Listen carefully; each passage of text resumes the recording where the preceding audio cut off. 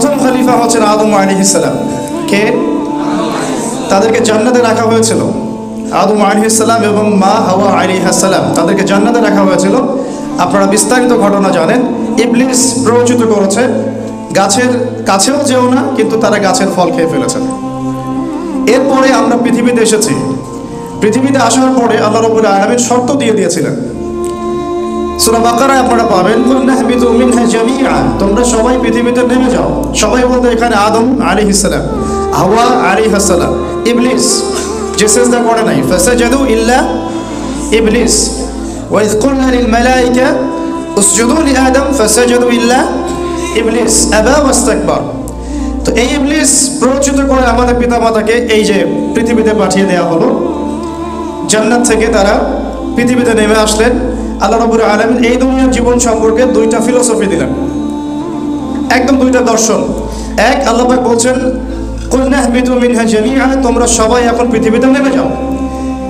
ফাইম্মা ইয়াতিয়ান্নাকুম মিন্নি হুদান, তোমাদের কাছে আমার পক্ষ থেকে হেদায়েত আসবে। কি আসবে? হেদায়েত মানে হচ্ছে নবী, রাসূল এবং কিতাব। হেদায়েত মানে কি? নবী, রাসূল এবং কিতাব। তোমাদের কাছে আমার পক্ষ থেকে হেদায়েত আসবে। ফামান তাবিআ হুদায়া ফালা খাউফুন আলাইহিম ওয়ালা হুম ইয়াহজানুন, যারা আমার সেই হেদায়েত মেনে চলবে, অর্থাৎ আমার প্রেরিত নবী, রাসূল এবং কিতাবের অনুসরণ করবে এবং তাদের সুন্নাহর অনুসরণ করবে, ফালা খাউফুন আলাইহিম ওয়ালা হুম ইয়াহজানুন, তাদের কোনো ভয় নাই, কোনো দুশ্চিন্তা নাই। এটা ফিলোসফি নম্বর 1, ঠিক আছে। আর 2 নম্বর হচ্ছে ওয়াল্লাযীনা কাফারু ওয়া কাযযাবু বিআয়াতিনা, আর যারা আমার এই হেদায়েত অর্থাৎ আমার নবী, রাসূল, আমার কিতাব আমার প্রেরিত নবী, রাসূল এবং তাদের সুন্নাহ এগুলোকে অস্বীকার করবে এবং মিথ্যা প্রতিপন্ন করবে, ফাউলাইকা আসহাবুন নার, তারা হচ্ছে জাহান্নামের অধিবাসী, হুম ফিহা খালিদুন, তারা সেখানে চিরস্থায়ী হবে। এই সিলসিলা শুরু হয়েছে আদম আলাইহিস সালাম থেকে। এভাবেই পরবর্তীতে নূহ আলাইহিস সালাম, ইব্রাহিম, দাউদ, সুলাইমান, ইসমাঈল, যত নবীর নাম আমরা পাই, ইউসুফ, ইয়াকুব, ঠিক আছে, মুসা আলাইহিস সালাম, ঈসা ইবনে মারইয়াম, এবার প্রত্যেক যুগে যুগে আল্লাহ রাব্বুল আলামিন এই ফিলোসফি ফলো করে নবী, রাসূল পাঠিয়েছেন, কিতাব নাজিল করেছেন, মানুষকে সতর্ক করেছেন। যারা কিতাব মেনে নিয়েছে, সুন্নাহ মেনে নিয়েছে, আল্লাহর হুকুম মেনেছে, তারা জান্নাতে চলে গেছে ইনশাআল্লাহ। দুনিয়াতেও সফল হয়েছে, পরকালে জান্নাত। আর যারা মানে নাই, অস্বীকার করেছে, নবী, রাসূলের সুন্নাহ ফলো করে নাই, আল্লাহর কিতাবের আনুগত্য করেনি এবং আল্লাহর দাসত্ব করে নাই, তারা জাহান্নামে চলে গেছে। সিম্পল। এই সিলসিলায় বলা হয় যে 1,24,000 নবী, রাসূল এসেছেন। সুবহানাল্লাহ। এই 1,24,000 নবী, রাসূলের মধ্যে সর্বশ্রেষ্ঠ এবং সর্বশেষ নবী হিসেবে আল্লাহ রাব্বুল আলামিন সাইয়্যিদুল মুরসালিন মুহাম্মদ রাসূলুল্লাহ সাল্লাল্লাহু আলাইহি ওয়াসাল্লামকে পাঠিয়েছেন। সুবহানাল্লাহ। আর আমরা হচ্ছি সেই নবীর সৌভাগ্যবান উম্মত। সুবহানাল্লাহ। যখন নবীগণ তার উম্মত হওয়ার জন্য আকাঙ্ক্ষা করতেন, আল্লাহ পাক আমাদেরকে না চাইতেই তার উম্মত করেছেন। সুবহানাল্লাহ। আল্লাহ পাক তো আপনাকে জিজ্ঞাসা করেন নাই তোমাকে কোন নবীর উম্মত বানাবো। আল্লাহ পাক তো আমাকে জিজ্ঞাসা করেন নাই তোমাকে মুসলমান বানাবো না হিন্দু পরিবারে জন্ম দিব। জিজ্ঞাসা করেছেন। এই শুকরিয়াটা আদায় করে আমরা কিয়ামত পর্যন্ত শেষ করতে পারবো না যে এক, আমরা মুসলিম পরিবার জন্ম নিয়েছি, সেকেন্ড, আমরা মুহাম্মদ সাল্লাল্লাহু আলাইহি ওয়াসাল্লামের উম্মত হয়েছি। দুর্ভাগ্যজনক, উম্মত হওয়ার পরেও আমরা তার সিরাত সম্পর্কে অবগত নই, তার সুন্নাহ আমাদের ভিতরে নাই। ভিতরের মধ্যে থাকলে হয়তো ব্যক্তি জীবনে আছে, ইকোনমিক সেকশনও নাই, পলিটিক্সও তো বালাই নাই, শিক্ষাক্ষেত্রে নাই, সংস্কৃতির মধ্যে নাই। আমরা একটা পার্সিয়াল চিন্তা করি, যেমনটা আমাদের অনেক ভাই আলোচনা নিয়ে আসছেন আর কি। তা আমি ওইদিকে যেতে চাচ্ছি না। এবং আমরা এই সৌভাগ্যবান উম্মত, আমাদের অনেক দায়িত্ব আছে। এই দায়িত্বগুলোর মধ্যে অন্যতম হচ্ছে নবী সাল্লাল্লাহু আলাইহি ওয়াসাল্লামের সিরাত শেখা, জানা এবং সেই অনুযায়ী আমল করা এবং সিরাতের শিক্ষাগুলোকে সমাজে বাস্তবায়ন করা। am I right or wrong? ঠিক আছে কথা? এবং নবী সাল্লাল্লাহু আলাইহি ওয়াসাল্লামের সুন্নাহ মাফিক জীবন করা এবং এই সুন্নাহটাকে আমার শুধু ব্যক্তি জীবনে সীমাবদ্ধ না রাখা, বরং ব্যক্তি জীবন, আমার শিক্ষা জীবন, আমার সংস্কৃতি, আমার সমাজ, আমার পরিবার, আমার অর্থনীতি এবং আমার রাজনীতি, এই 7টা ডিপার্টমেন্ট নবীর সুন্নাহ অনুযায়ী ঢেলে সাজাতে হবে। এটা সিরাতের শিক্ষা। কথা ঠিক আছে? এখন এই 23 বছরের সিরাতের জীবনটা আমরা যদি একটু মেমোরাইজ করি, এভাবে করতে পারি, আপনাকে একটু পিছনে আসতে হবে। নবী করিম সাল্লাল্লাহু আলাইহি ওয়াসাল্লাম এমন একটা যুগে জন্মগ্রহণ করেছেন বা বেড়ে উঠেছেন, যেই যুগটা অনেকটা আমাদের এই সো কল্ড কালচার যে সোসাইটি আমরা বলি, অনেকটা এমন একটা গডলেস ওয়ার্ল্ড এখন যেভাবে ফাংশন করছে, ঠিক এরকম একটা পরিবেশে নবী সাল্লাল্লাহু আলাইহি ওয়াসাল্লাম জন্ম নিয়েছেন। আমি মিলাই দিচ্ছি, নবী সাল্লাল্লাহু আলাইহি ওয়াসাল্লাম যখন আইয়ামে জাহিলিয়াতে জন্ম নিয়েছেন, সেখানে বেড়ে উঠেছেন, ওই যুগের মধ্যে শিরকের ছড়াছড়ি ছিল। এখনকার বিশ্বের মধ্যে আছে কি নাই? আপনি আপনার ভিশনটাকে একটু বড় করেন, পরিবারের গণ্ডি, সমাজের গণ্ডি, রাষ্ট্র বাদ দিয়ে বিশ্বের দিকে তাকান, ওইভাবে চিন্তা করেন যে এখনকার বিশ্বের পলিটিক্স, ইকোনমিক্স, শিক্ষা, সংস্কৃতি এগুলো শিরকের উপর দাঁড়িয়ে আছে কি নাই? এটা বোঝার জন্য আলাদা লেকচার দরকার, সেটা আপনারা অনলাইনে দেখে নেবেন। 1 2 নম্বর, তৎকালীন আবু জাহেলের যুগটা ছিল সুদে পরিপূর্ণ। কিসে? অর্থনীতি মানে রিবা আর রিবা। এখনকার বিশ্বে কি আছে? রিবা আর রিবা। 3 নম্বর, ওই সময়টা ছিল মাদকের যুগ। কিসের যুগ? এখনকার যুগটা কিসের যুগ? ইয়াং জেনারেশনের মূল প্রবলেম কি? মাদক। 4 নম্বর, ওই যুগটা ছিল গোত্রীয় হানাহানির যুগ।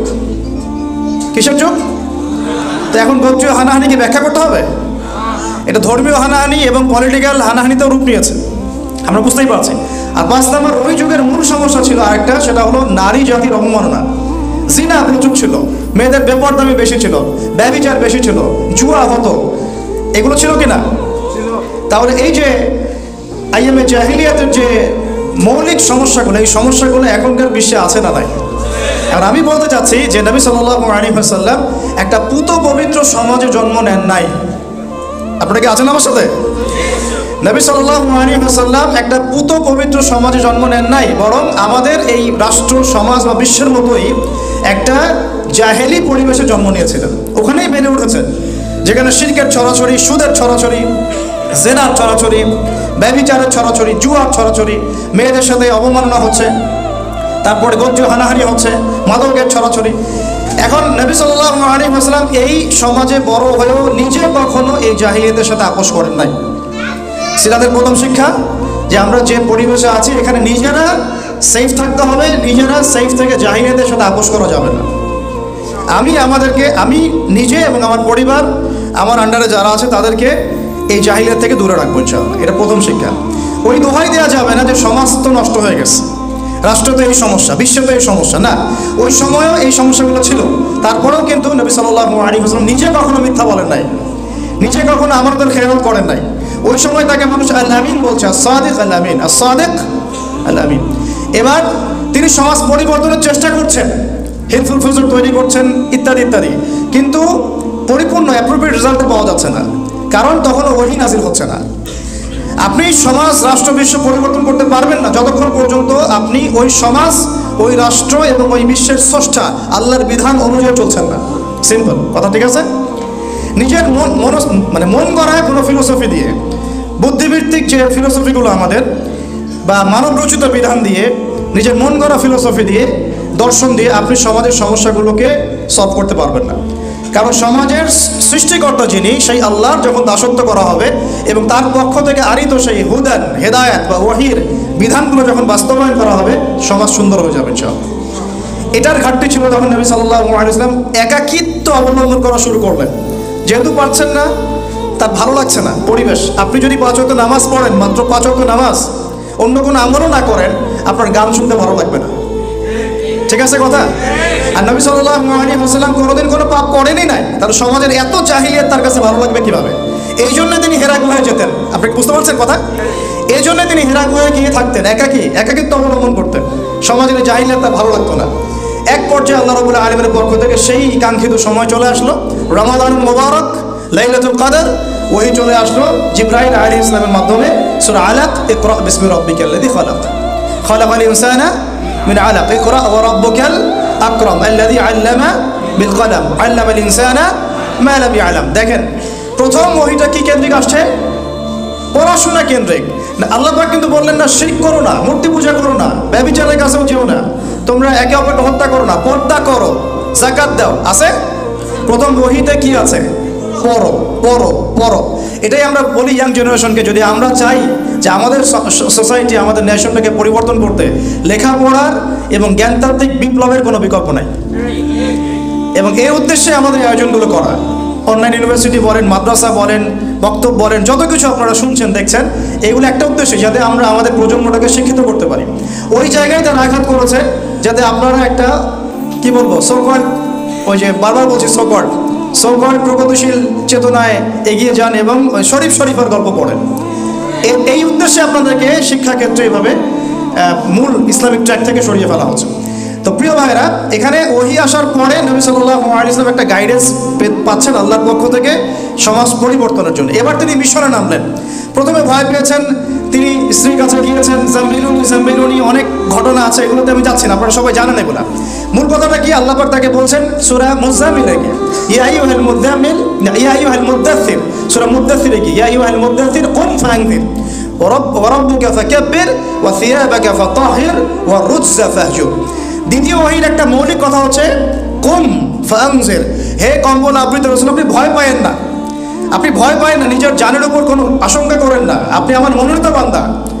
আপনি মনে করছেন যে কি ব্যাপার, আমাকে কোন ফেরেশতা এসে চেপে ধরলো, অস্বাভাবিক মনে হচ্ছে, না, আপনি উঠেন মানে বিছানা থেকে উঠেন না, উঠেন মানে হচ্ছে আপনি উঠেন, সমাজে নামেন, দাঁড়ান, আমার ওহী দিয়ে মানুষকে সতর্ক করেন। সুবহানাল্লাহ। তিনি ছিলেন কায়না বাশীরান ওয়া নাযীরা, তিনি ছিলেন সুসংবাদদাতা এবং সতর্ককারী। তারপরে রহমাতুল লিল আলামিন, তিনি ছিলেন কি, পুরো বিশ্বের জন্য দয়া। এখন এই আদেশ আসা মাত্রই নবী সাল্লাল্লাহু আলাইহি ওয়াসাল্লাম উঠে দাঁড়ালেন, সমাজে নামলেন, নেমে দাওয়াতের মেহনত শুরু করলেন। খুব সংক্ষেপে বললে প্রথম 3 বছর তিনি গোপনে দাওয়াত দিয়েছেন। কত বছর? 3 বছর গোপনে দাওয়াত দিয়েছেন। আমাদের অনলাইন মাদ্রাসার বয়সই হয়নি 3 বছর, আর তিনি গোপনে ইন্ডিভিজুয়াল দাওয়াত দিয়েছেন মানুষকে 3 বছর, মানুষের ডোর টু ডোর গিয়ে। তখনও প্রকাশ্যে বলেনই নাই যে লা ইলাহা ইল্লাল্লাহ মুহাম্মাদুর রাসূলুল্লাহ, এটা প্রকাশ্যে বলাই হয়নি। মানুষকে ইন্ডিভিজুয়ালি দাওয়াত দিতেন, যারা তাকে চিনতেন, কাছের মানুষ, আবু বকর সিদ্দিক, তারপরে আপনার যায়েদ ইবনে হারেসা, তারপরে আলী ইবনে আবি তালেব, খাদিজা রাদিয়াল্লাহু আনহা, কাছের মানুষ আব্দুল্লাহ ইবনে মাসউদ, এরকম কাছের মানুষরা তার ইসলাম কবুল করলো। মাশাআল্লাহ। প্রথম 3 বছরের ওই সাহাবীরাই কিন্তু বদরে ছিলেন, তারাই কিন্তু উহুদে ছিলেন, তারাই কিন্তু পুরো জীবন নবী সাল্লাল্লাহু আলাইহি ওয়াসাল্লামের পাশে একেবারে ছায়ার মতো দাঁড়িয়েছিলেন। ঠিক আছে কথা? এবার 4র্থ বছর থেকে প্রকাশ্য দাওয়াত শুরু হলো। কেন? কারণ এই সময় থেকে আল্লাহ রাব্বুল আলামিন যেমন আদেশ করলেন ওয়ানজিরু আশিরাতাকাল আকরাবিন, তুমি তোমার নিকট আত্মীয়দেরকে প্রকাশ্যে দাওয়াত দাও এবং কাছে তোমার গোত্রদেরকে দাওয়াত দাও। তিনি সাফা পাহাড়ের পাদদেশে উঠলেন, সবাইকে দাওয়াত দিলেন। আবু লাহাব ঢিল ছুড়ল, সূরা লাহাব নাজিল হলো, জানেন তো এগুলো আপনারা, ওইদিকে যাচ্ছি না। এখন কখন আরো প্রকাশ্য রূপ লাভ করলো, যখন ওমর আর হামজার মতো সাহাবীর ইসলাম কবুল করলেন। সুবহানাল্লাহ। মানে আমরা যখন দাওয়াতের মুভমেন্ট করব বা একটা রেভলিউশনের চেষ্টা করব, তখন যখন শক্তিশালী মানুষদেরকে আমাদের পক্ষে আনার চেষ্টা করতে হবে, এবং সেটা দাওয়াতের মাধ্যমে। কিসের মাধ্যমে? এই জন্য আমরা বলি আমাদের দাওয়াত সর্বমহলে দিতে হবে। আবার যুবকদেরকে, যুবতীদেরকে, আমাদের বাচ্চাদেরকে, আমাদের মা বোনদেরকে, আমাদের সরকারকে, প্রশাসনকে, মানে প্রত্যেকটা সেক্টরের ভাই বোনদেরকে খুঁজে খুঁজে দাওয়াত দিতে হবে। কাউকে দূরে ঠেলে দেওয়া যাবে না।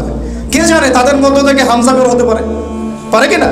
তাদের মধ্য থেকে ওমর ইবনে খাত্তাবের জন্ম হতে পারে কিনা? এইটা আমাদের কাজ।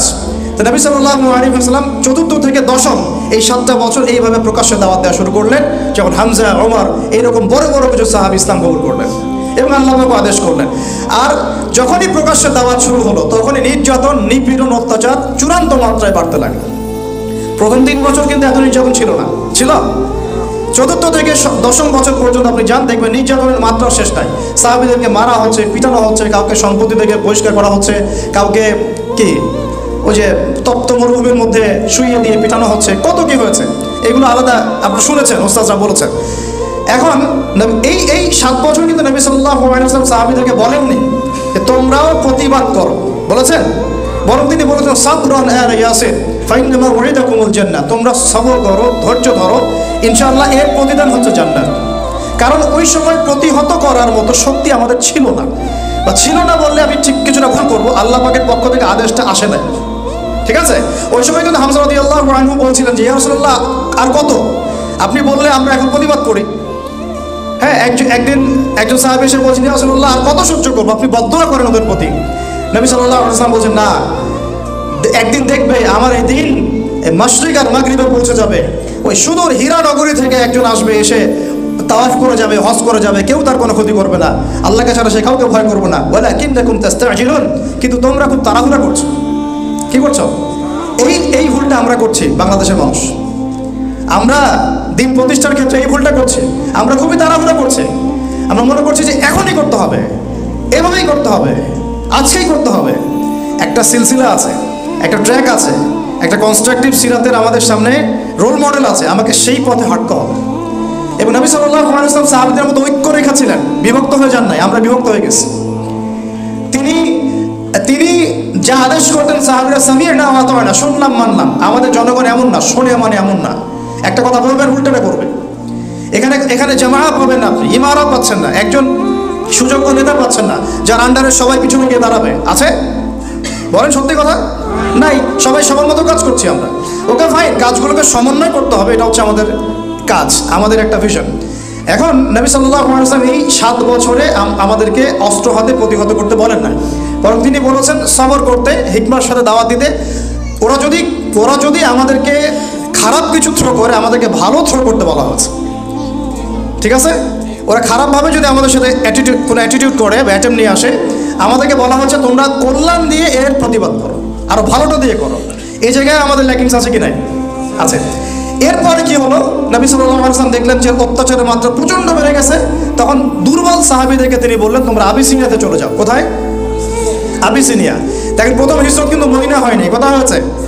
সেখানে বাদশা নাজাশী ছিলেন একজন খ্রিস্টান। এই পশ্চিমা সভ্যতার খ্রিস্টানদের মতো না, যারা ছেলে বিয়ে করে, নাউজুবিল্লাহ, ওই রকম না।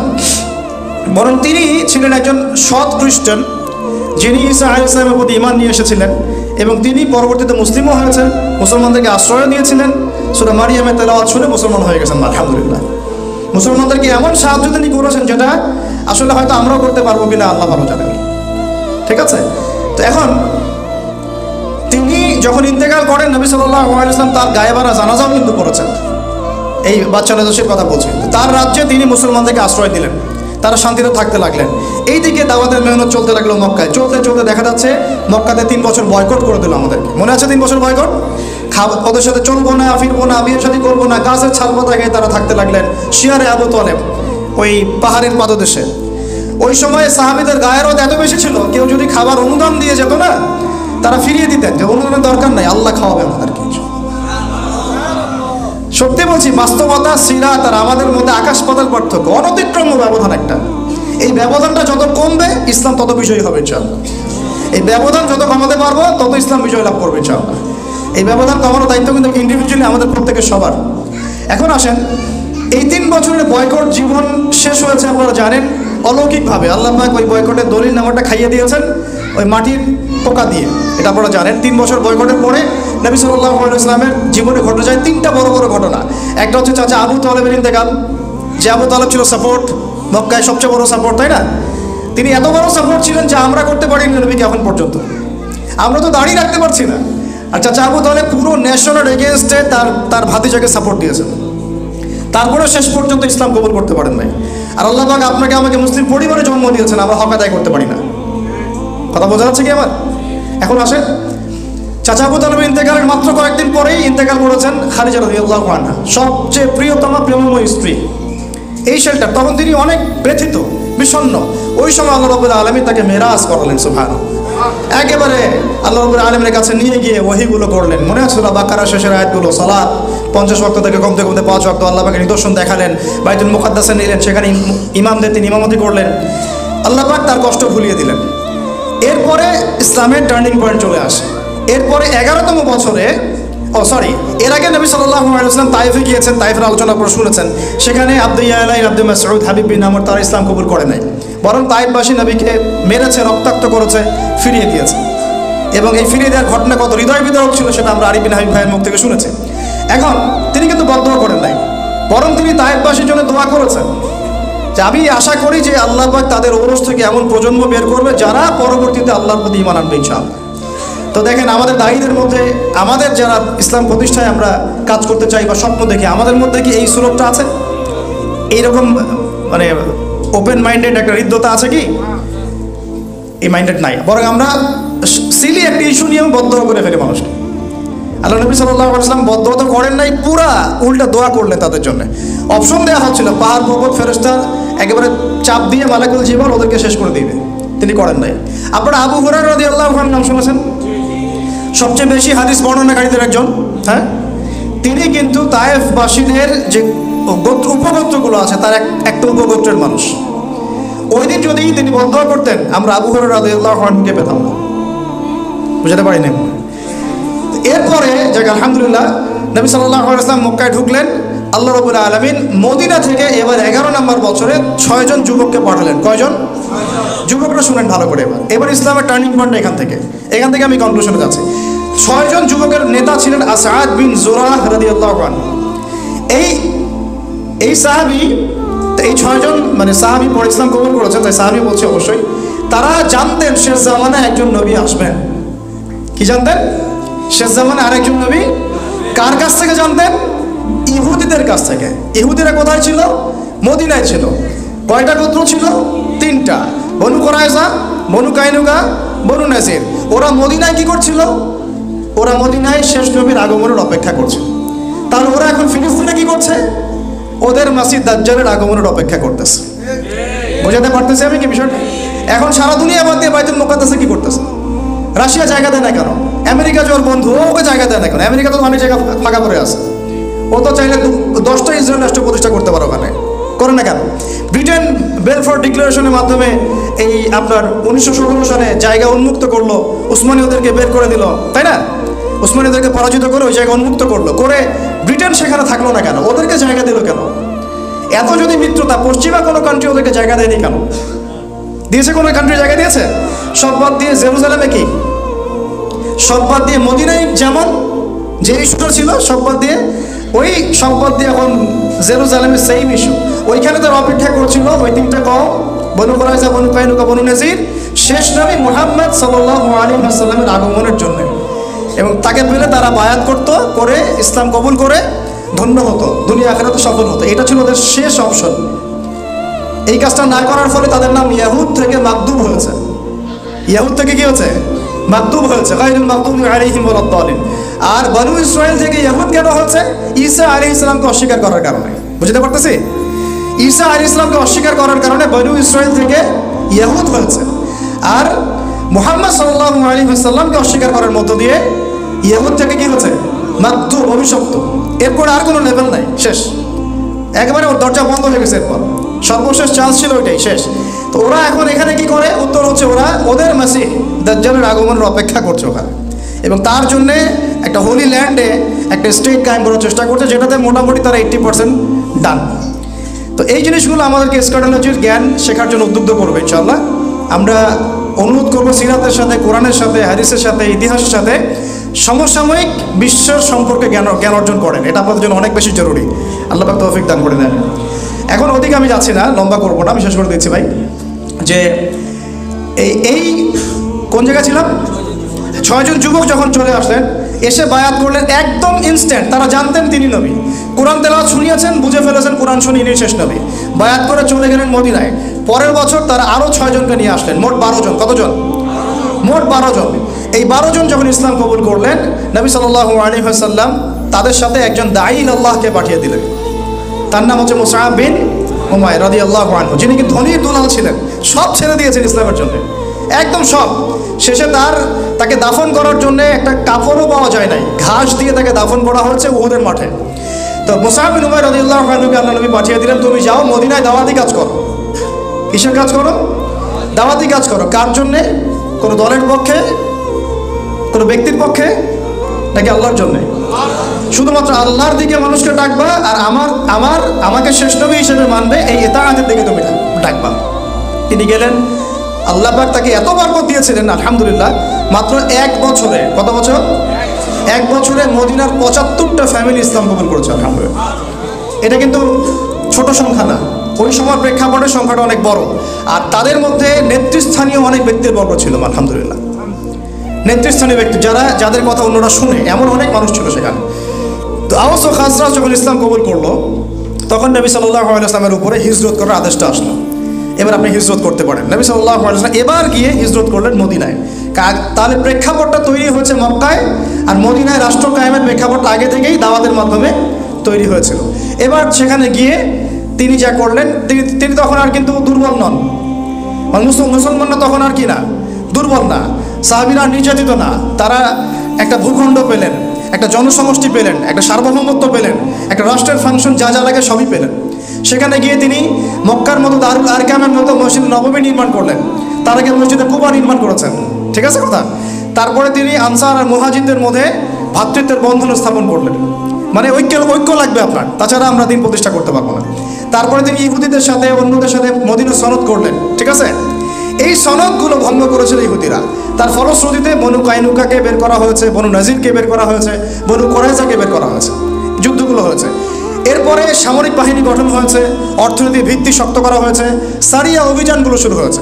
আপনারা অনেকে মনে করেন যে বদর মনে হয় প্রথম যুদ্ধ, না, বদরের আগে অনেকগুলো সারিয়া হয়েছে। সারিয়া সেই যুদ্ধগুলোকে বলা হয় যেখানে নবী সাল্লাল্লাহু আলাইহি ওয়াসাল্লাম নিজে উপস্থিত ছিলেন না, অন্যকে দায়িত্ব দিয়েছেন, ঠিক আছে। আর হ্যাঁ, ঠিক আছে, সারিয়াটাকে বলে যেখানে নবী সাল্লাল্লাহু আলাইহি ওয়াসাল্লাম নিজে উপস্থিত ছিলেন না, অন্যকে দায়িত্ব দিয়েছেন। আর যে যুদ্ধে তিনি নিজে উপস্থিত ছিলেন তার নাম কি? গাজওয়া।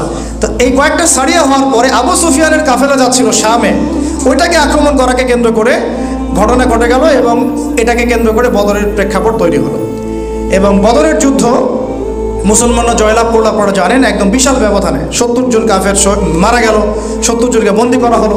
মুসলমানরা মাশাআল্লাহ পুরো বিশ্বকে জানাই দিল যে একটা শক্তি রাইজ করেছে, আলহামদুলিল্লাহ, যেটা কারো সামনে মাথা নত করবে না ইল্লাল্লাহ, আল্লাহ ছাড়া। কথা ঠিক আছে। এরপর উহুদে তারা প্রতিশোধ দিতে আসলো। কি করতে আসলো? কিসের প্রতিশোধ? বদরের পরাজয়ের প্রতিশোধ। এই যুদ্ধটা আমরা প্রায় জিতেই গিয়েছিলাম, একটা ভুল মাত্র। কয়টা ভুল? একটা খালি ভুল। কি ভুল বলেন তো? ওই যে জাবাল রুমার উপর দাঁড়িয়ে থাকবা, ওখান থেকে নামবা না। জাবাল রুমার উপর দাঁড়িয়ে থাকবা, ওখান থেকে নামবা না। সাহাবীরা নেমে আসছিলেন অল্প কয়েকজন ছাড়া। এই সুযোগটা নিয়েই খালিদ বিন ওয়ালিদ রাদিয়াল্লাহু আনহু, তিনি তখন মুসলিম হন নাই, পিছন দিক থেকে এসে একেবারে ইনস্ট্যান্ট অনেক সাহাবী, প্রায় 70 জন সাহাবী শাহাদাত বরণ করলেন। আমি যদি আপনাদেরকে উহুদের মাঠটা দেখাতে পারতাম কোনো ইয়াতে, মানে প্রজেক্টরের মাধ্যমে, এবং ওখানে উপস্থিত থেকে আমরা এটা দেখেছি যে কোন দিকে মুসলমানরা ছিল, কোন দিকে কাফেররা ছিল, কোন দিক থেকে আক্রমণটা হয়েছে, এটা আমি ওই মাঠে গেলে বোঝাতে পারবো আপনাকে স্ট্র্যাটেজি কেমন ছিল। যাই হোক, মুসলমানরা দুই দিকে চাপে পড়ে গিয়েছিল, এতে করে উহুদের যুদ্ধে একটা সাময়িক বিপর্যয় শুরু হয়ে যায়। আপনারা জানেন ফলাফল কী হয়েছে। আমাদের নবী সাল্লাল্লাহু আলাইহি ওয়াসাল্লাম স্বয়ং নিজেও মার খেয়েছেন, সাল্লাল্লাহু আলাইহি ওয়াসাল্লাম, যেটা আপনারা আলোচনা শুনেছেন ইতিমধ্যে। এরপরে তারা আরও বড় শক্তি ক্রিয়েট করেছিল খন্দকের যুদ্ধে আক্রমণ করার জন্য। খন্দকের খাল করা হয়েছে সালমান আল ফারিসি রাদিয়াল্লাহু আনহুর পরামর্শে। তো খন্দক যুদ্ধের খাল নবী সাল্লাল্লাহু আলাইহি ওয়াসাল্লাম নিজে খুঁড়েছেন, মনে আছে আপনাদের? পেটে পাথর বেঁধে। তারপর খন্দকের যুদ্ধে তারা মদিনা অবরোধ করে বেশি দিন টিকতে পারে নাই, 1 থেকে 1.5 মাসের মধ্যে তারা সেখান থেকে চলে গিয়েছে। আল্লাহ পাক ঝড় পাঠিয়েছেন, বাতাস পাঠিয়েছেন, ফেরেশতা দিয়ে সাহায্য করেছেন, প্রচণ্ড শীত নামিয়ে দিয়েছেন। এবং মুসলমানরা ওই যুদ্ধটাকে বলা হয় একটা ব্যারিয়ার, মানে এরপর থেকে মুসলমানরা আর মানে ডিফেন্সিভ কোনো যুদ্ধ করে দেয়, এরপর থেকে সবগুলোই আক্রমণাত্মক যুদ্ধ হয়েছে। এটা একটা ব্যারিয়ার বলা হয় খন্দকের যুদ্ধ। তো এই যুদ্ধটাতে আমরা মোটামুটি জয়লাভ করি। তারপরে নবী করিম সাল্লাল্লাহু আলাইহি ওয়াসাল্লাম দাওয়াতের মেহনত বাড়ান, সারি অভিযানগুলো বাড়ান। এক পর্যায়ে স্বপ্ন দেখছেন যে তিনি বাইতুল্লাহ তাওয়াফ করছেন। সাহাবীরা চিন্তা করলেন, হ্যাঁ আমরা ইনশাআল্লাহ উমরা করতে যাব বা হজ করতে যাব, ইত্যাদি ইত্যাদি। তো সবাই রেডি হলেন, 1400 সাহাবী যাচ্ছেন উমরা করতে নিরস্ত্রভাবে। কিন্তু আবু সুফিয়ানের কাফেলা তাদেরকে আটকে দিল। খালিদ বিন ওয়ালিদ সেখানে ছিলেন, তিনি তখনও মুসলিম হন নাই কিন্তু, ঠিক আছে। তো এইখানে নবী সাল্লাল্লাহু আলাইহি ওয়াসাল্লাম বলেন, আমরা কিন্তু যুদ্ধ করতে আসি নাই, আমরা এসেছি ইবাদত করতে, আমরা অস্ত্র নিয়েও আসি নাই। তো ঠিক আছে, তোমরা ঢুকতে পারবে না, এই বছর উমরা করতে পারবে না, পরের বছর আসতে হবে, তাও পরের বছর অস্ত্র ছাড়া আসতে হবে, 3 দিনের বেশি থাকতে পারবে না, 10 বছর আমরা কেউ কারোর সাথে যুদ্ধ করবো না, এই 10 বছরে তোমাদের কেউ আমাদের দলে আসলে ফিরাই দিব না, আর আমাদের কেউ তোমাদের দলে গেলে ফিরাই দিতে হবে। সবগুলো ধারাই আমাদের কি এগেছে না? নবী সাল্লাল্লাহু আলাইহি ওয়াসাল্লাম বললেন, ঠিক আছে, ডান, ওকে ফাইন, কোনো সমস্যা নেই। এইবার নাযিল হচ্ছে ইন্না ফাতাহনা লাকা ফাতহাম মুবিনা। এই হুদাইবিয়ার এই সন্ধির মধ্য দিয়ে আমি তোমাকে স্পষ্ট বিজয় দিয়ে দিয়েছি। সুবহানাল্লাহ। ওটা তারা বুঝতে পারে না, ওটা ব্যাখ্যা করতে পারবো না আমি, এখন সময় লাগবে। এখন কথা হচ্ছে, হুদাইবিয়ার সন্ধির পরে নবী সাল্লাল্লাহু আলাইহি ওয়াসাল্লাম 10 বছরের জন্য সবচেয়ে বড় শক্তির হাত বন্ধ করে দিলেন, মানে কুরাইশরা এখন আমাদেরকে আর আক্রমণ করতে পারবে না, ঠিক আছে। এবার তিনি খায়বারে যে বাকি ইহুদিরা ছিল তাদেরকে আক্রমণ করবেন। কত ডিপ্লোম্যাটিক, দেখেছেন কত ডিপ্লোম্যাটিক স্ট্র্যাটেজি ছিল নবী সাল্লাল্লাহু আলাইহি ওয়াসাল্লামের। বড় শত্রুর হাত চেপে ধরেছেন, 10 বছর কোনো যুদ্ধ হবে না তোমার সাথে, সন্ধিও আছে, আর তুমি ওদেরকে সাহায্য করতে পারবে না। এবার তিনি গিয়ে খায়বার আক্রমণ করেছেন, ফিরে গিয়ে খায়বার আক্রমণ করেছেন। তারপরে আরও যুদ্ধ হয়েছে, আপনার মোতার প্রান্তরা হয়েছে, তাবুকের অভিযান হয়েছে, আরও সারিয়া অভিযানগুলো হয়েছে।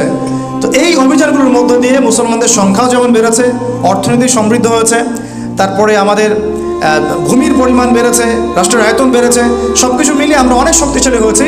সেই যে নির্যাতিত সাহাবীরা নিঃস্ব হস্তে মদিনায় আসলেন, এখন তাদের মানে আধ্যাত্মিক, অর্থনৈতিক, রাজনৈতিক, সামরিক সব ক্ষেত্রে তারা এখন আকাশচুম্বী একটা অবস্থানে চলে গেছে আলহামদুলিল্লাহ। কত বছরের মধ্যে? মাত্র এই 7-8 বছরের মধ্যে, 7 থেকে 8 বছর দলে দলে মানুষ ইসলাম কবুল করা শুরু করতেছিল আলহামদুলিল্লাহ। এরপরে চুক্তি ভঙ্গ করলো আবু সুফিয়ানের বাহিনী, মনে আছে? তারা ওই হুদায়বিয়ার সন্ধির চুক্তিটা ভঙ্গ করলো। এর ফলে নবী সাল্লাল্লাহু আলাইহি ওয়াসাল্লাম একদম বিশাল একটা ফোর্স নিয়ে মক্কা অভিমুখে রওনা হলেন এবং তিনি বললেন যে যতজন আছো তার চেয়ে বেশি আগুন জ্বালাবা, যাতে ওরা যখন দেখবে তারা যেন মনে করে এত সৈন্য আসছে। মানে সবসময় তিনি খুবই বিচক্ষণ ছিলেন। আমরা তো মনে করি যে খালি সুবহানাল্লাহ, আলহামদুলিল্লাহ, আল্লাহু আকবার পড়াই মনে হয় ইসলাম। ইসলাম মানে একটা বিচক্ষণ ডিপ্লোম্যাটিক সিদ্ধান্ত, কখন আমাকে কিভাবে চলতে হবে, কোন সিচুয়েশনে আমি কীভাবে রিয়্যাক্ট করব। সিরাত আমাদেরকে এগুলোও শেখায়।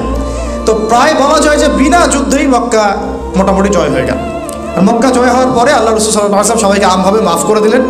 তবে তাকে যারা গালি দিয়েছিল, কষ্ট দিয়েছিল, তাদেরকে তিনি কিন্তু মাফ করেন নাই। মনে আছে ইবনে খাতালের নাম?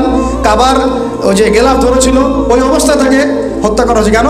সে নবী সাল্লাল্লাহু আলাইহি ওয়াসাল্লামকে গালি দিয়েছিল। তার তখন অথরিটি আছে। তিনি খালিদ বিন ওয়ালিদ রাদিয়াল্লাহু আনহু, আলী ইবনে আবি তালেব তাদেরকে পাঠালেন, দেখো আরবের উপদ্বীপে কোনো মূর্তি টুর্তি আছে নাকি, থাকলে ভেঙে গুড়িয়ে দিবা, কবর থাকলে একদম সমান করে ফেলবা। এই কাজে তারা বেরিয়ে গেলেন। এইদিকে আপনার তাবুক অভিযান তো হয়েছে পরবর্তীতে, এর আগে তায়েফেও একটা অভিযান হয়েছে, তারপরে হুনাইনে একটা যুদ্ধ হয়েছে। এভাবে ইসলাম কিন্তু আরও সম্প্রসারিত হতে লাগলো। হওয়ার পরে নবী সাল্লাল্লাহু আলাইহি ওয়াসাল্লাম সর্বশেষে গিয়ে বিদায় হজটা করলেন। হজ কিন্তু তিনি একবারই করেছেন। কয়বার? একবারই করেছেন। এই হজে তিনি মৌলিকভাবে অনেকগুলো 4-5টা ভাষণ দিয়েছেন। মূল কথাগুলো তিনি বলে গেলেন। ওই যে আইয়ামে জাহিলিয়াতের সুদ আমি আমার পায়ের তলে পিষ্ট করে গেলাম, এটা আমাদের নবীজি বলে গিয়েছেন। ওই সুদের উপর এখনকার অর্থনীতি দাঁড়িয়ে আছে। কথা বুঝতে পারছেন? আবার ওই জাহিলিয়াতকে ডেকে নিয়ে আসছে এরা, যেটা নবী সাল্লাল্লাহু আলাইহি ওয়াসাল্লাম তার পায়ের তলে দাফন করে গিয়েছিলেন। তিনি বললেন, দেখো আরও বড়লোক কোনো ভেদাভেদ নাই, সাদা কালো কোনো ভেদাভেদ নাই, ধনী গরিব কোনো ভেদাভেদ নাই, শুধুমাত্র তাকওয়ার মানদণ্ডে বিচার হবে, কে সবচেয়ে বড় মুমিন আর কে কম, তার চেয়ে মানে নিচু স্তরের মুমিন। এটা কিসের মানদণ্ডে হবে? তাকওয়ার মানদণ্ডে। আরও বড়লোক কোনো ভেদাভেদ নাই, সুদ পায়ের তলে দাফন করে গেলাম। তোমরা মেয়েদের ব্যাপারে সতর্ক থেকো, তোমাদের দাস দাসীর ব্যাপারে সতর্ক থেকো। তারপরে তোমরা পরস্পর ভাই ভাই হয়ে যাও, আজকের পর তোমরা বিভক্ত হবে না। আমি রেখে যাচ্ছি 2টা জিনিস, 2টা বিষয় বস্তু, একটা হলো কোরআন, একটা সুন্নাহ, সুন্নাতে নবীহি, আর একটা কিতাবুল্লাহ। লান তাদিল্লু মা তামাসসাকতুম বিহিমা, তোমরা কোনোদিন পথভ্রষ্ট হবে না যতদিন এই 2টাকে আঁকড়ে ধরে রাখবে। তো এভাবে তিনি অনেকগুলো নসিহত করলেন। তার মধ্যে শেষের দিকে এই বিদায় হজ ভাষণের শেষে মনে হয় তিনি 80 থেকে 83 দিন বেঁচেছিলেন। 80 থেকে 83 দিন। এবার তিনি মদিনায় ফিরে যান, অসুস্থ হয়ে পড়েন। অসুস্থ অবস্থায় তিনি আরও কিছু নসিহত করেছেন। যেমন তিনি বলেছেন সালাতের ব্যাপারে সর্বোচ্চ গুরুত্ব দিবে, তোমাদের অধীনস্থতার ব্যাপারে গুরুত্ব দিবে, রাষ্ট্র কোনো দূত আসলে ওকে সম্মান করবে, আরব উপদ্বীপ থেকে ইহুদিদেরকে বের করে দিবে। দেখেন ওরা আজকে আরব উপদ্বীপ শাসন করতেছে। এগুলো নবীর শেষ নসিহতগুলো। আমার কবরকে উপাসনার জায়গা বানাবো না, এগুলো আপনারা সবাই জানেন, আমি ওইটা বিস্তারিত বলতে যাচ্ছি না। এরকম করে তিনি অনেকগুলো শেষ নসিহত করে দুনিয়া থেকে বিদায় নিয়ে আল্লাহর সান্নিধ্যে চলে গেলেন এবং আমাদের হাতে এই ইসলামটাকে আমানত রেখে গেলেন। বলে গেলেন যে এরপরে তো আর কোনো নবী আসবে না, কিন্তু আলেম ওলামা থাকবেন, তারা নবী আম্বিয়া কেরাম তাদের উত্তরসূরি। আজকে ওলামায়ে কেরাম আছেন। এভাবে যুগ যুগ ধরে, এরপরে যুগ যুগ ধরে চলতে আসছেই। আবু বকর সিদ্দিকের 2 বছর 2.5 বছর ইসলামী খেলাফা এইভাবে দাঁড়িয়েছিল। ওমর রাদিয়াল্লাহু আনহুর সময় ছিল প্রায় 10 বছর, উসমান রাদিয়াল্লাহু আনহুর সময় প্রায় এভাবে 12 বছর, তারপর আলী ইবনে আবি তালেবের সময় এরকম প্রায় 2-3-4 বছরের মতো একটা খিলাফার সিচুয়েশন ছিল। তারপরে উমাইয়ারা শাসন করেছে প্রায় কত বছর? মেবি 97 বা 95 বছর। আব্বাসীয়রা করেছে এরকম 550 বছর, 500 বছর। তারপরে এদিকে ফাতেমিরা করেছে, কর্ডোভায় একটা খেলাফা ছিল, মামলুকরা করেছে, আইয়ুবিরা করেছে, মোগলরা করেছে, অটোমান এম্পায়ার তুর্কিরা করেছে। এভাবে পৃথিবী এগিয়ে গেছে প্রায় 1200 বছর। সেই বৃক্ষের ফল আমরা খেয়েছি। জাহিলিয়াতের সেই জাহেলি গাছ, মানে জাহিলিয়াতের যে বৃক্ষ, ওইটাকে উপড়ে ফেলে নবী সাল্লাল্লাহু আলাইহি ওয়াসাল্লাম যে তাওহীদের বৃক্ষ রোপণ করেছেন, সুন্নতের বৃক্ষ রোপণ করেছেন, ওইটার ফল আমরা 1250 বছর খেয়েছি। তারপরে তারপরে আস্তে আস্তে এই যে ভাই তো বলেই গেলে 1789 সালের কথা বললেন, তারপরে 1773 সালের কথা বললেন। এরপর থেকে যত মতবাদগুলো আসছে, ডেমোক্রেসি, সোকল ডেমোক্রেসি, সেকুলারিজম, কমিউনিজম ইত্যাদি ইত্যাদি, গডলেস ওয়ার্ল্ড, বস্তুবাদী সভ্যতা, মেটেরিয়ালিজম, এই যে ইজমগুলো যেগুলো আসছে, যত ইজম মানব রচিত, এইগুলো এসে মানব জাতিকে আবার নতুন একটা জাহিলিয়াতের দিকে নিয়ে যাওয়ার চেষ্টা করবে। এখান থেকে আস্তে আস্তে ইসলামকে মাইনাস করতে করতে করতে করতে ইসলাম মাইনাস হলো প্রথমে পলিটিক্যাল লাইফ থেকে, তারপর ইসলাম মাইনাস হলো ইকোনমিক লাইফ থেকে, তারপর ইসলাম মাইনাস হলো সংস্কৃতি থেকে, এখন ইসলাম মাইনাস হচ্ছে শিক্ষা থেকে। আর ব্যক্তি জীবনে আপনি ইসলাম পালন করে তাদের কোনো মাথা ব্যথা নাই। আপনি ব্যক্তি জীবনে যদি তাহাজ্জুদ গজারও হন, হাফেজ হন, আলেম হন, ঘরের কোনায় তসবিহ টিপেন, কোনো মাথা ব্যথা নাই বিশ্বের মোড়লদের, মাথা ব্যথা আছে। কিন্তু ওরা বড় বড় 4-5টা সেক্টর থেকে ইসলামকে মাইনাস করে ফেলে। তারপর আবার ঘুরে ফিরে আমরা সেই নতুন আইয়ামে জাহিলিয়াতের মধ্যে চলে আসলাম, যেখানে দাঁড়ায় আমি আপনাদের সামনে সিরাত শোনাচ্ছি। এটা হচ্ছে এখন নব্য জাহিলিয়াত, নব্য আবু জাহেলের যুগ। এইভাবে সিরাত চলেছে। এখন দেখেন এই সিরাতের 23 বছর নবী সাল্লাল্লাহু আলাইহি ওয়াসাল্লামের সাথে কত পালাবদল হয়েছে। প্রথমে ওহী এসেছে, তার মানে আমাদেরকে দিন প্রচার করতে, প্রতিষ্ঠা করতে আগে ওহীর জ্ঞান লাগবে। কিসের জ্ঞান? তারপরে তিনি গোপনে দাওয়াত দিয়েছেন, আগে আমাদেরকে ইন্ডিভিজুয়ালি দাওয়াত দিতে হবে। এই কাজগুলো অলরেডি হয়ে গেছে আলহামদুলিল্লাহ। এমন না যে নতুন করে শুরু করতে হবে, মাশাআল্লাহ এই কাজ তো হয়ে গেছে আলহামদুলিল্লাহ। এবং এখন দরকার আমাদের একটা ঐক্য। কি দরকার? ঐক্য। এবং আমাদের আপোষে ইখতিলাফগুলো ভুলে যাওয়া, একটা প্ল্যাটফর্মে আসা। তারপরে শিক্ষার একটা বিপ্লব ঘটানো, জ্ঞানের একটা রেভলিউশন ক্রিয়েট করা। তারপরে দেখেন তিনি প্রকাশ্যে দাওয়াত দিয়েছেন, যখন নির্যাতন এসেছে তিনি কিন্তু সবর করেছেন, ধৈর্য ধরেছেন। তা আমাদেরকে সবর করা শিখতে হবে, ধৈর্য ধরা শিখতে হবে। প্রয়োজনে তিনি হিজরত করে চলেও গেছেন, জান নাই? নিজেই তো চলে গেলেন। তো প্রয়োজনে, যদি প্রয়োজন হয় তাহলে এটাও আমাদের সামনে অপশন, কিন্তু এই অপশনও আপনার সামনে এখন বন্ধ। যাবেন কোথায়? যদি দেখেন একটা জায়গায় জাহিলিয়াত দিয়ে ভোট, এখন যাবেন কোথায়? বরং এখন আমাদের জাহিলিয়াতের মধ্যে থেকেই এগুলোকে দূর করার চেষ্টা করতে হচ্ছে, তাই না? এটাই আমাদের সামনে খোলা আছে রাস্তা। তারপরে দেখেন আল্লাহ পাক শক্তিশালী করেছেন দাওয়াতের সাথে সাথে। জিহাদ যখন শুরু হয়েছে, আস্তে আস্তে আস্তে আস্তে ইসলাম মদিনায় শক্তিশালী হয়েছে, আরবের মধ্যে ছড়িয়ে পড়েছে। এক পর্যায়ে মক্কা বিজয় হয়েছে। ওই মক্কা বিজয়ের পরে আরও অনেক বছর, আমি দেখালাম প্রায় 1200 থেকে 1250 বছর ইসলামের খেলাফত সারা বিশ্ব এভাবে এর সুফল ভোগ করেছে। এইভাবে সিরাতুন নবী সাল্লাল্লাহু আলাইহি ওয়াসাল্লামের আলোকে খুঁটে খুঁটে যদি আমরা পড়া শুরু করি এবং কোরআন সুন্নাহর সাথে মিলাই, নিজেরা পরিবর্তন হই, ব্যক্তি জীবন পরিবর্তন করি, পরিবারটাকে পরিবর্তন করি, আমার অর্থনীতি ঠিক করি, আমি হালালের উপর থাকি, আমার শিক্ষা ঠিক করি, আমার সংস্কৃতি ঠিক করি, এবং আমাদের ঊর্ধ্বতন কর্তৃপক্ষ যারা আছে তাদেরকে সঠিক ইসলামের মেসেজটা পৌঁছায় এবং যুগোপযোগীভাবে পৌঁছায়, প্রত্যেক ডিপার্টমেন্টে দাওয়াত পৌঁছায়। আল্লাহ চাইতে হয় এখানে ইসলাম কায়েম হবে, না হলে এটা ধ্বংস হয়ে যাবে। দুটো অপশন, হয় আমরা এই দাওয়াত দিতে দিতে দিতে দিতে ইসলামের জন্য কাজ করতে করতে নিজেরাই হালাক বা ধ্বংস হয়ে যাব, না হলে ইনশাআল্লাহ তাআলা আল্লাহর ইচ্ছায় বিইজনিল্লাহ আল্লাহর জমিনে দিন কায়েম হবে ইনশাআল্লাহ। তো এখন এই জন্য আমাদের প্রয়োজন ভাই এই কয়েকটা বিষয়। আমাদের সবার আগে দরকার একটা ওহীভিত্তিক জ্ঞানের বিপ্লব। রাজি আছেন তো ইনশাআল্লাহ? ওহীভিত্তিক জ্ঞানের বিপ্লব দরকার, পাশাপাশি দরকার আমাদের সুন্নাহ ভিত্তিক জীবনযাপন। একটা কাজও সুন্নাহর বাইরে করা যাবে না। আমাদের দরকার একটা হালাল অর্থনীতি। 4 নম্বর আমাদের দরকার আদর্শ ইসলামী পরিবার, আদর্শ ইসলামী পরিবার দরকার। 5 নম্বর দরকার সৎ কাজে আদেশ, একই সাথে অন্যায় কাজে নিষেধ।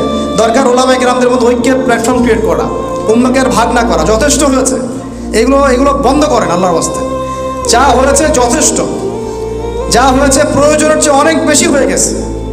আমরা দেখিয়ে দিয়েছি আমরা কিভাবে বিভক্ত হতে পারি, নাউজুবিল্লাহ। তো দরকার আমাদের মধ্যে হৃদ্যতা, মহব্বত, ভালোবাসা, সালাম বিনিময়, একটা ঐক্য। তারপরে দরকার বড়দের কথা শুনে চলা, ওলামায়ে কেরাম থেকে ডিটাচ না থাকা, বরং তাদের সাথে সম্পর্ক রেখে আমাদের সামনে আগানো। এবং আমাদের সরকারকে, আমাদের প্রশাসনকে, আমাদের তরুণ তরুণী, যুবক যুবতী, কলেজ ইউনিভার্সিটির ভাই, আপনার জজ, ব্যারিস্টার, বুদ্ধিজীবী, কাউকে বাদ দেওয়া যাবে না। সবাইকেই দাওয়াত দিতে হবে। রাজি আছেন তো ইনশাআল্লাহ? সবাইকেই ইসলামের দাওয়াত দিতে হবে, কোরআনের দাওয়াত দিতে হবে, সুন্নাহর দাওয়াত দিতে হবে, সিরাতের দাওয়াত দিতে হবে। কে জানে আল্লাহ পাক চাইলে তারাও ইসলামী খেলাফা কায়েম করতে পারে। সম্ভব তো? আমাদের কাজ এটা। করবে কি করবে না এটা তাদের ব্যাপার। আমাদের কাজ প্রথমে কি করা? দাওয়াত দেওয়া। এরপরে দাওয়াত দিয়ে যদি আপনি দেখেন কোনো কাজই হচ্ছে না, আপনার জন্য অন্য রাস্তা খোলা আছে। ওই যে আবিসিনিয়া, ওই যে তায়েফ, ওই যে মদিনা, এইগুলো আপনার রাস্তা। এখনকার আবিসিনিয়া কোনটা আল্লাহই ভালো জানে, এখনকার যুগের মদিনা কোনটা আল্লাহই ভালো জানে। এটা আপনাকে আমাকে খুঁজে খুঁজে বের করতে হবে। তো যাই হোক, এভাবে সিরাতুন নবী সাল্লাল্লাহু আলাইহি ওয়াসাল্লামের আলোকে আমরা আজকে প্রত্যয় গ্রহণ করি দৃঢ় শপথ গ্রহণ করি যে ইনশাআল্লাহ তাআলা আমরা আমাদের ব্যক্তি জীবন থেকে শুরু করে সর্বোচ্চ লেভেল পর্যন্ত ঢেলে সাজানোর চেষ্টা করবো ইনশাআল্লাহ। সর্বপ্রথম আমরা আল্লাহর কাছে তৌফিক চাই যেন আল্লাহ রাব্বুল আলামিন আমাদের সবাইকে নবী সাল্লাল্লাহু আলাইহি ওয়াসাল্লামের সুযোগ্য উম্মাহ হওয়ার তৌফিক দান করেন। খালি নামকা বাস্তব উম্মাহ, মুখে ভালোবাসি এমন না, সুযোগ্য উম্মাহ হওয়ার তৌফিক দান করেন। এক, দুই, আল্লাহ পাক যেন আমাদেরকে তৌফিক দেন আমরা নবীকে ভালোবাসার মতো বাসতে পারি সাল্লাল্লাহু আলাইহি ওয়াসাল্লাম।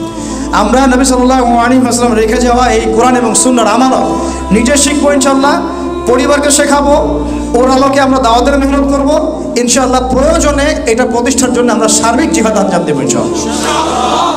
এরপরে আমরা আমাদের অর্থনীতি থেকে হালাল করব, সমস্ত মহলে দাওয়াত পৌঁছাবো এবং উম্মার মধ্যে একটা ঐক্যের প্ল্যাটফর্ম ক্রিয়েট করার চেষ্টা করবো ইনশাআল্লাহ।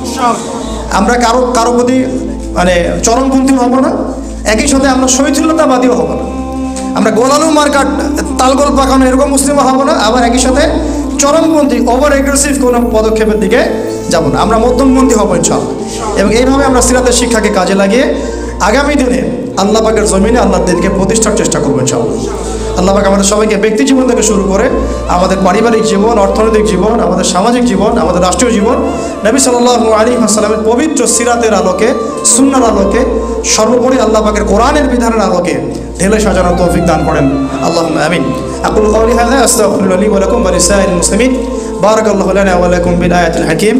ইন্নাহু তাআলা জাওয়াদুল কারীম ওয়া রাউফুর রহিম। প্রিয় দিনী ভাইরা, আমরা